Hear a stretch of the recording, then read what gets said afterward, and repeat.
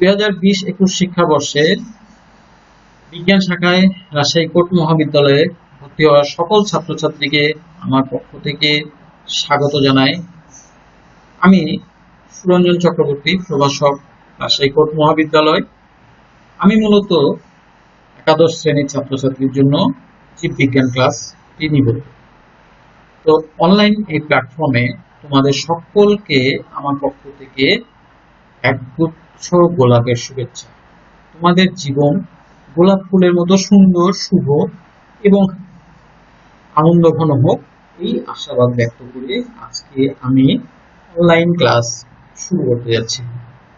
বিগত 4 তারিখ থেকে আমাদের এই অনলাইন ক্লাস শুরু হয়েছে অধ্যক্ষ মহোদয়ের নির্দেশনায় এবং বাংলাদেশ সরকারের শিক্ষা মন্ত্রণালয়ের যে পরিপত্র সেই অনুযায়ী কিন্তু আমরাও অনলাইন ক্লাস শুরু করে দিয়েছি একাদশ শ্রেণীর ছাত্রছাত্রীদের জন্য। তো একাদশ শ্রেণীর ছাত্রছাত্রীরা তোমরা নিশ্চয়ই ক্লাসগুলো দেখছো। আমি ইতিপূর্বেই খেয়াল করেছি যে বেশ কিছু ছাত্রছাত্রী তারা ক্লাস দেখছে, কমেন্টস করছে, ইতিবাচক হলে বলছে, নেতিবাচক হলে বলছে, ভালো লাগছে। এইভাবে কিন্তু তোমরা দেখবে, আসলে তোমাদের মন্তব্য এগুলো কিন্তু আমাদের জন্য খুবই গুরুত্বপূর্ণ। কারণ তোমরা যদি মন্তব্য না করো, আমি তো বুঝবো না যে আমার ক্লাসটি ভালো হচ্ছে না খারাপ হচ্ছে, আমাকে আরো কি ভালো করা দরকার, আমার সাউন্ড কোয়ালিটিটাকে ভালো করা প্রয়োজন কিনা, আমার স্পিচটা ঠিক আছে কিনা, আমার বলার ভঙ্গিটা ঠিক আছে কিনা, ক্লাসে আর কি অ্যাডিশন প্রয়োজন, এই বিষয়গুলো কিন্তু তোমাদের মন্তব্যের উপরেই নির্ভর করছে।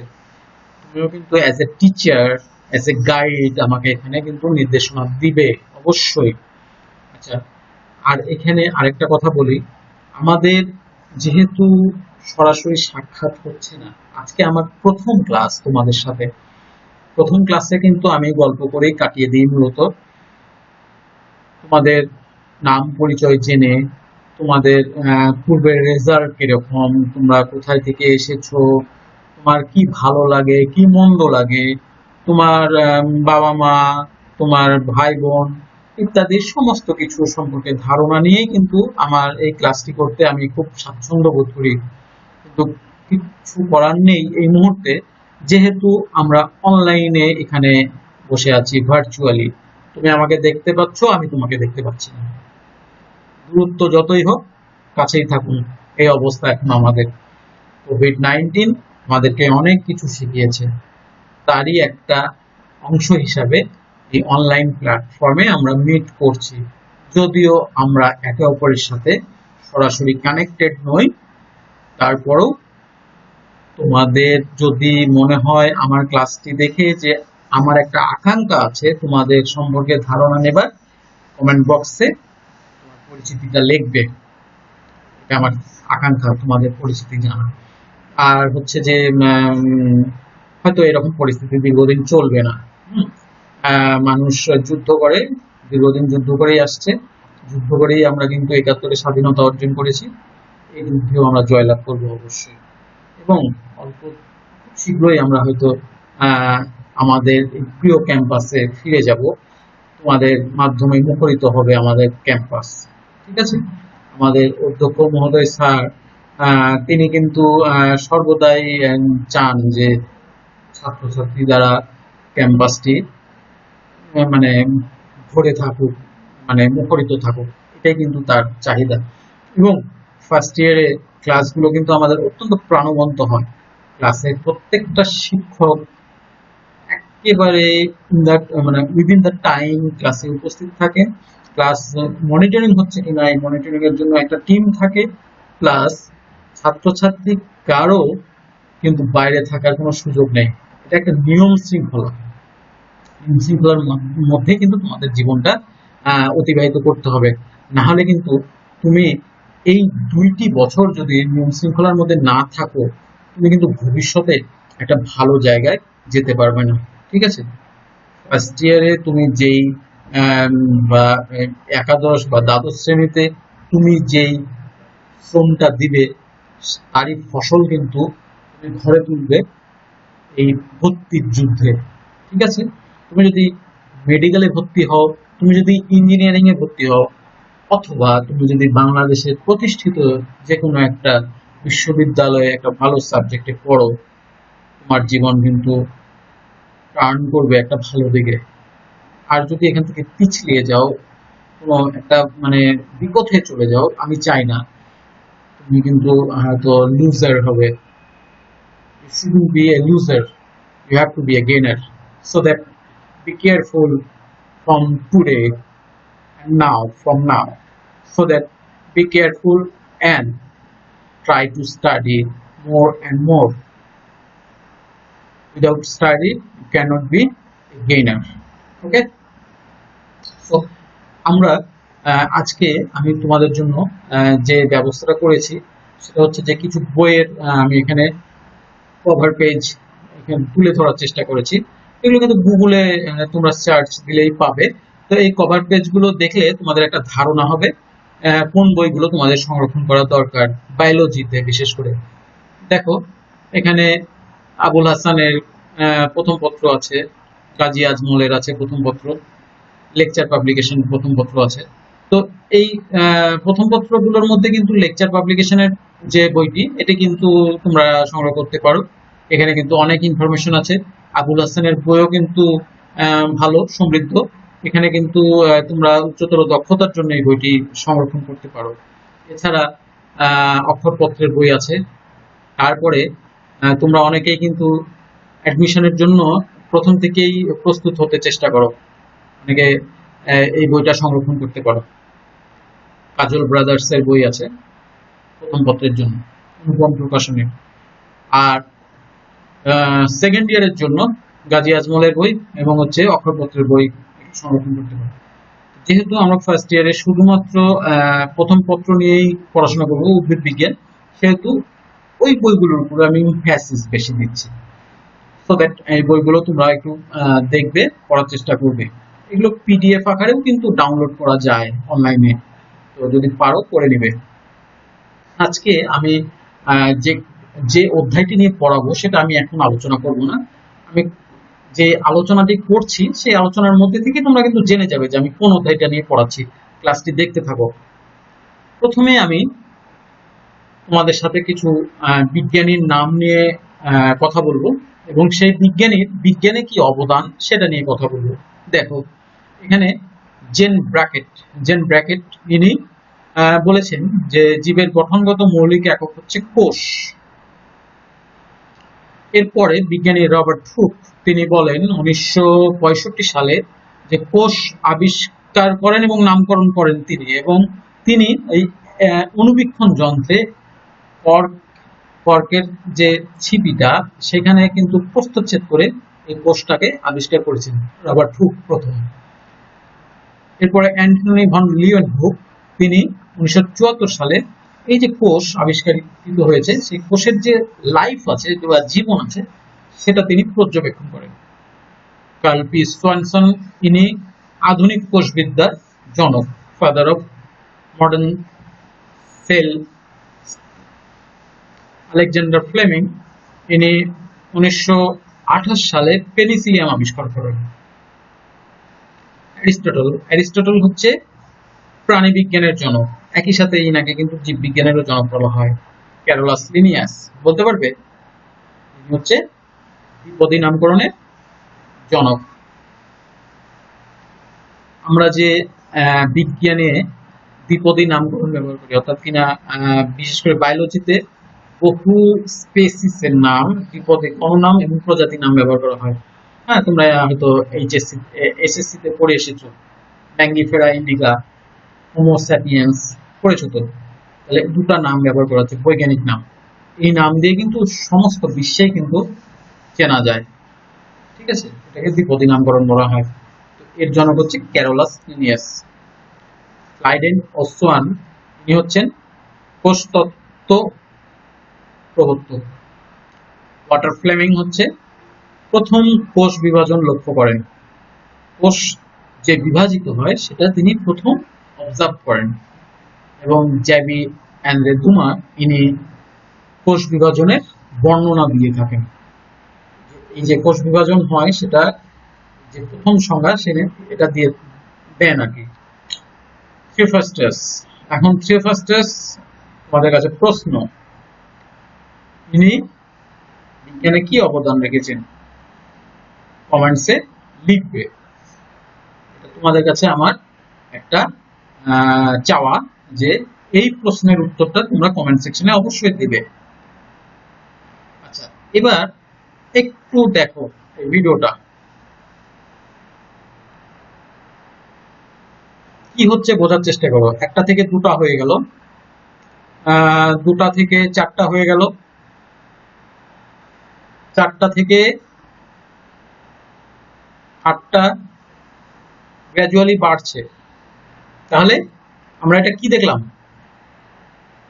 নিশ্চয়ই বোঝার কথা যে এটা কি হলো, একটা থেকে দুটা চারটা এভাবে গ্র্যাজুয়ালি বেড়ে গেল। তার মানে হ্যাঁ, বুঝতে পারছো তো, আমি সেল ডিভিশন নিয়ে পড়াবো দ্বিতীয় অধ্যায়, উদ্ভিদ বিজ্ঞানের দ্বিতীয় অধ্যায়, সেল ডিভিশন, কোষ বিভাজন। ঠিক আছে, কোষ যে বিভাজিত হয় সেটা নিয়ে আমি তোমাদের সাথে আজকে আলোচনা করব। এই আলোচনার আগে আমি বলি যে একটা সেল সেল কেন ডিভিশন হয়, সেল কেন বিভাজিত হয়। দেখো, সেল বিভাজন বা কোষ বিভাজন যদি না হতো তাহলে কি একটা বীজ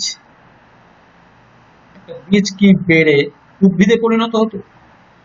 একটা শিশু, যে শিশুটাকে তুমি ধরো জন্মের সময় দেখেছো, প্রথম দিন মাতৃগর্ভে থেকে জন্ম নেওয়ার পরে যে শিশুটাকে তুমি প্রথম দিন দেখলে, 6 মাস পরে সেই শিশুটাকে নিশ্চয়ই সেই অবস্থাতে দেখবে যদি তার সেল ডিভিশন না হয়ে থাকে।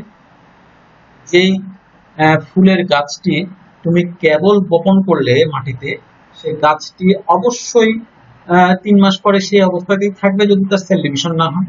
অর্থাৎ কিনা cell division is a process by which এ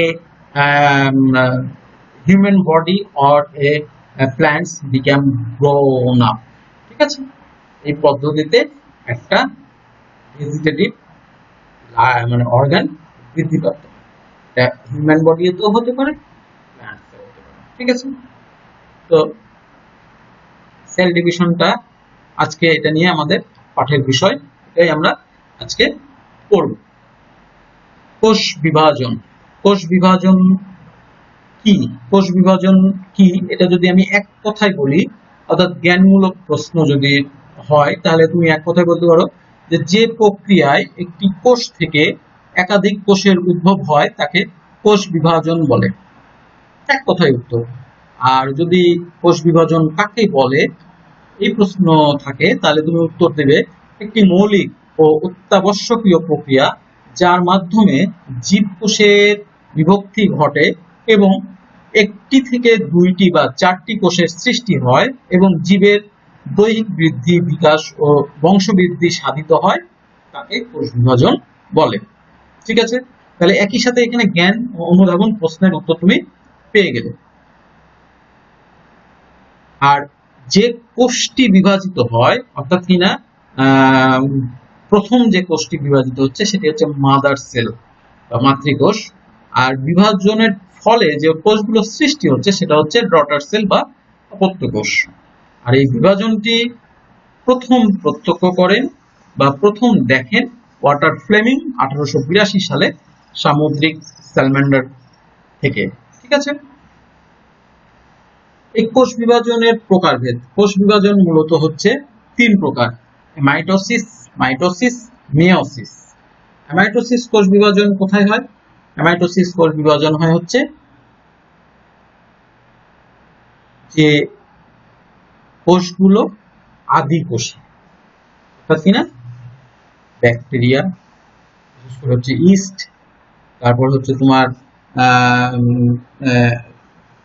যেমন হচ্ছে ব্লু গ্রিন অ্যালগি। ঠিক আছে, এদের কিন্তু মাইটোসিস প্রক্রিয়ায় কোষ বিভাজন হয়ে থাকে। ঠিক আছে, আচ্ছা, আর মাইটোসিস কোষ বিভাজন হয় কোথায়? অণুজীবের উপরে যারা, ঠিক আছে, যেমন হচ্ছে উদ্ভিদ, প্রাণী, এদের দেহ কোষে হয়ে থাকে। আর মিওসিস কোথায় হয়? জনন মাতৃকোষে। ঠিক আছে, উন্নততর উদ্ভিদ এবং প্রাণীর জনন মাতৃকোষে মিওসিস হয়ে থাকে। তো আমার এখানে একটা কথা বলে নেওয়া দরকার যে কোষ যে বিভাজিত হয়, এই কোষের কি মৃত্যু হয়? হ্যাঁ, হয়। একটা কোষ ক্রমাগত বিভাজিত হতে হতে এটা কিন্তু এদের একটা প্রোগ্রামেটিক সেল ডেথ হয়ে থাকে। হ্যাঁ, একটা সময় এসে ডেথ হয়, মৃত্যু হয়, এটাকে অ্যাপোপ্টেসিস বলা হয়। ঠিক আছে, এই অ্যাপোপ্টেসিসটা হচ্ছে সেল ডেথ বা কোষের মৃত্যু। কোষের বিভাজন সম্পন্ন হচ্ছে কিন্তু একটা সময় এসে এটা মৃত্যু বরণ করে, এটাকে বলা হচ্ছে অ্যাপোপ্টেসিস।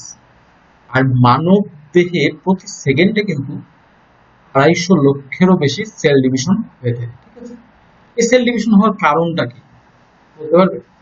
সেল ডিভিশন হওয়ার কারণ কিন্তু আমি প্রথমেই বলে দিয়েছি যে সেল ডিভিশন যদি না হতো তাহলে দেহের বৃদ্ধি হতো না। কোনো স্থানে যদি ক্ষত হয়ে যায় সেই ক্ষতটা সারানোর জন্য কিন্তু সেল ডিভিশন প্রয়োজন। ডিএনএ, এই যে ডিএনএ এর পরিমাণের উপর ভিত্তি করে নিউক্লিয়াসে কিন্তু মানে বৃদ্ধি ঘটে। ঠিক আছে, সেল ডিভিশন একটা কিন্তু জিনের নিয়ন্ত্রিত প্রক্রিয়া, জিন কর্তৃক নিয়ন্ত্রিত হয়। হ্যাঁ, জিনের যত ডিভিশন হচ্ছে সেল ডিভিশন তত বৃদ্ধি পাচ্ছে। কোষের বিপাক ক্রিয়া নিয়ন্ত্রণের কিন্তু একটা মূল কারণ সেল ডিভিশন। ঠিক আছে, আচ্ছা, এবং একটা দেহ বা একটা জীবকে বৃদ্ধি প্রাপ্ত করার জন্য সেল ডিভিশন হতে হয়। তুমি একটা গাছের যদি উপরের দিকে বৃদ্ধি পাচ্ছে, তার কুড়ি ছোট ছোট পাতাগুলোকে যদি ভেঙে দাও, ভেঙে দিলে দেখবে কিছুদিন পরে সাইড থেকে কিন্তু বৃদ্ধি পাচ্ছে, অর্থাৎ কিনা তার পার্শ্বস্থ বৃদ্ধি হচ্ছে। উপরে সেল ডিভিশন বন্ধ হয়ে গেছে, পাশ দিয়ে ডিভিশন হচ্ছে, সেল ডিভিশন হবে। হ্যাঁ, এই প্রক্রিয়াটা চলমান। তো সেল ডিভিশন হচ্ছে আরো একটা কারণ আছে, যে সেটা হচ্ছে যে মাইটোজেনের কারণে। ধরো যে কতগুলো হরমোনের কারণে, স্টেরয়েডের কারণে, সাইটোকাইনিন হরমোন, হ্যাঁ, অক্সিন হরমোন, এই হরমোনগুলোর কারণে কিন্তু এই সেল ডিভিশন হয়ে থাকে। তো মূলত সেল ডিভিশনের কারণ বিভিন্ন কারণে হয়ে থাকে সেল ডিভিশন। আর হচ্ছে যে সেল ডিভিশন প্রকারভেদ আমরা দেখলাম যে সেল ডিভিশন মূলত 3 প্রকার। একটা হচ্ছে মাইটোসিস, মাইটোসিস, মিওসিস। তাহলে মাইটোসিস কোথায় ঘটে? আদি কোষে। মাইটোসিস এবং মিওসিস উন্নত উদ্ভিদ এবং প্রাণীতে। মাইটোসিসটা হয় হচ্ছে উদ্ভিদ ও প্রাণীর দেহকোষে, মিওসিসটা হয় হচ্ছে জনন মাতৃকোষে। এই চিত্রটা দেখে কি বোঝা যায়? কিছু বুঝতে পারছো তোমরা? নিশ্চয়ই বোঝার চেষ্টা করো এই চিত্রে যে এই সেল ডিভিশনটা কিসের। হ্যাঁ, এই সেল ডিভিশনটা হচ্ছে অ্যামাইটোসিস প্রক্রিয়া। দেখো একটা নিউক্লিয়াস, একটা সুন্দর একটা নিউক্লিয়াস, বাইরে একটা সাইটোপ্লাজম। এই নিউক্লিয়াসটা কিন্তু বিভক্ত হচ্ছে, সুন্দর 2 ভাগে বিভক্ত হয়ে যাচ্ছে। এই যে বিভক্ত হয়ে বর্ধিত হচ্ছে এবং এর ভেতরে একটা প্রস্থপ্রাচীর সৃষ্টি হচ্ছে, যার ফলে এটা পূর্ণাঙ্গ 2টি আলাদা ডটার সেলে পরিণত হচ্ছে। অর্থাৎ কিনা অ্যামাইটোসিস প্রক্রিয়ায় একটি নিউক্লিয়াস বিভক্ত হয়ে 2টি আলাদা যে ডটার সেল বা অপত্য কোষ তৈরি করে তাকে অ্যামাইটোসিস প্রক্রিয়া বলা হয়। তাহলে আমরা একটু দেখি যে কোষ বিভাজন প্রক্রিয়ায় একটি মাতৃকোষের নিউক্লিয়াস ও সাইটোপ্লাজম কোনো জটিল মাধ্যমিক পর্যায় ছাড়াই সরাসরি বিভক্ত হয়ে 2টি অপত্য কোষে পরিণত হয়, তাকে অ্যামাইটোসিস বা প্রত্যক্ষ কোষ বিভাজন বলে। কতগুলো ইস্ট অ্যামিবা এককোষী জীবে, এটা নীলাদ্রি সবুজ শৈবালেও হয়ে থাকে। ব্যাকটেরিয়ার দ্বিবিভাজন প্রক্রিয়াতে এই অ্যামাইটোসিস দেখা যায়। ঠিক আছে, বিজ্ঞানী স্টার্সবার্জার 1892 সালে বলেন যে এই অ্যামাইটোসিস প্রক্রিয়া থেকে কিন্তু জটিল ও উন্নত কোষ বিভাজন পদ্ধতির উৎপত্তি হয়েছে এবং কোনো কোনো এককোষী জীবের সংখ্যা বৃদ্ধির ক্ষেত্রে অ্যামাইটোসিস প্রক্রিয়াটি অত্যন্ত ফলপ্রসূ। তো এই পড়াটি তোমরা, আমি যেটা পড়ালাম সেটা হচ্ছে যে কোষ বিভাজন কি, কোষ বিভাজন কত প্রকার ও কি কি। যদিও এই অ্যামাইটোসিসটা অনেক সময় পরীক্ষায় কিন্তু এটা তেমন থাকে না, কিন্তু কোষ বিভাজন কি এটা কিন্তু পরীক্ষাতে আসে মাঝে মাঝে। আর এই কোষ বিভাজন অধ্যায় থেকে তোমরা অবজেক্টিভ পাবেই, অবজেক্টিভের পরীক্ষায় আসে। এবং হচ্ছে যে সৃজনশীলে তোমরা মাইটোসিস বা মিওসিস থেকে প্রশ্ন পাবে, ঘুরিয়ে ফিরে প্রশ্ন দেয়। এখানে কিন্তু পুরো প্রক্রিয়াটি না দিলেও মাইটোসিসের ধরো প্রত্যেকটা ধাপ যদি নাও দেয়, হয়তো একটি দুটি ধাপ চিত্র দিয়ে উদ্দীপকে দিয়ে দিতে পারে। হয়তো ধরো লেপ্টোটিন ধরো জাইগোটিনের ধাপটি বর্ণনা করো, অথবা ধরো অ্যানাফেজ বা ধরো মেটাফেজ স্টেজটার চিত্র দিয়ে দিল, ব্যাখ্যা করো। এগুলো কিন্তু পরীক্ষাতে আসে। এই অধ্যায়টি কিন্তু গুরুত্ব দিয়ে পড়তে হবে। তো আমি যেটা বলবো যে আসলে বিজ্ঞানের প্রত্যেকটা অধ্যায়ে কিন্তু গুরুত্ব দেওয়ার আছে, কারণ জীববিজ্ঞান এমন একটা জায়গা যেখানে কিন্তু তোমরা একটু চেষ্টা করলেই ভালো করতে পারো। হ্যাঁ, এখানে A+ তোলা কিন্তু খুব একটা কঠিন নয়। এখানে তোমার সৃজনশীলে 50 মার্ক থাকবে, নৈর্ব্যক্তিকে থাকবে 25 এবং প্র্যাকটিক্যালে 25। এই 100 মার্কের পরীক্ষা হবে। তোমাকে 5টা প্রশ্নের উত্তর করতে হবে সৃজনশীলে। তুমি যদি একটু সচেতন থাকো, তুমি 5টাতে অ্যান্সার করতে পারবে, 5টারই।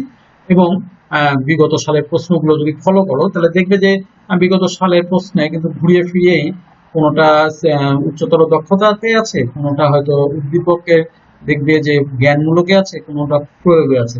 যেটা এবছর প্রয়োগে আছে, আগামী বছর সেটা কিন্তু জ্ঞানমূলকে আছে।